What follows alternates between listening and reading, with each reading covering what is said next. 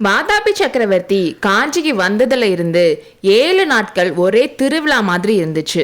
ஒவ்வொரு நாளும் ஒவ்வொரு இடத்துக்கு 2 சக்கரவர்த்திகளும் போனாங்க.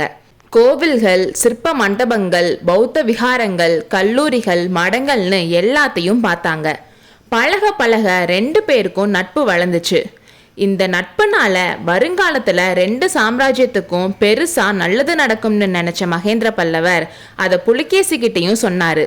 மகேந்திர பல்லவருக்கு சமண மதத்து மேலேயோ இல்ல புத்த மதத்து மேலேயோ எந்த ஒரு வெறுப்பும் கிடையாதுன்னோ, சைவ சமயம் எல்லாரையும் சமமா பார்க்க இடம் தரனால சைவ சமயத்துக்கு மாறினதாவும், சமணர்களும் புத்தர்களும் அவர் மேல தேவையில்லாத விரோதத்தை வளர்த்திருக்கிறதாவும் சொன்னாரு.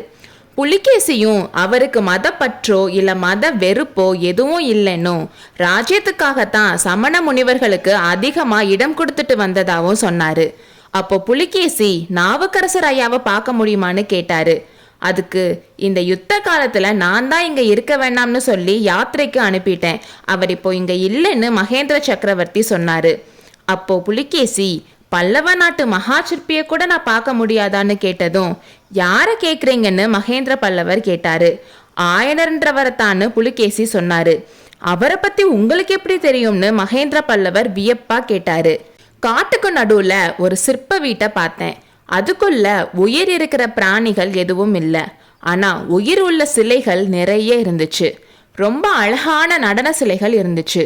அது யாரோட வீடுன்னு விசாரிச்சப்போ அந்த வீட்டில் ஆயனர்ன்ற மகா சிற்பியும் நாட்டியத்துக்கு பேர் போன அவரோட மகளும் இருந்ததாகவும், யுத்தம் வந்தனால அவங்க எங்கேயோ போயிட்டாங்கன்னு தெரிஞ்சிச்சு. அவங்க இப்போ இருக்கிற இடம் உங்களுக்கு தெரியாதோன்னு புலிகேசி கேட்டாரு.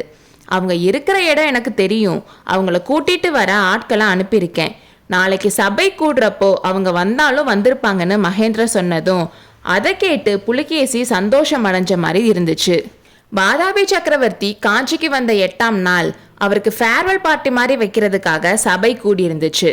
அந்த சபையில மந்திரிகள், அமைச்சர்கள், தளபதிகள், கோட்டை தலைவர்கள்னு எல்லாரும் இருந்தாங்க.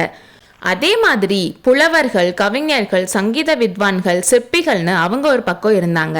புலவர்கள் 2 சக்கரவர்த்திகளையும் சமமா புகழ்ந்து பாடினாங்க. கவிஞர்கள், சங்கீத வித்வான்கள் எல்லாரும் அவங்களோட திறமைய காட்டிட்டு இருந்ததுல நேரம் போயிட்டு இருந்துச்சு.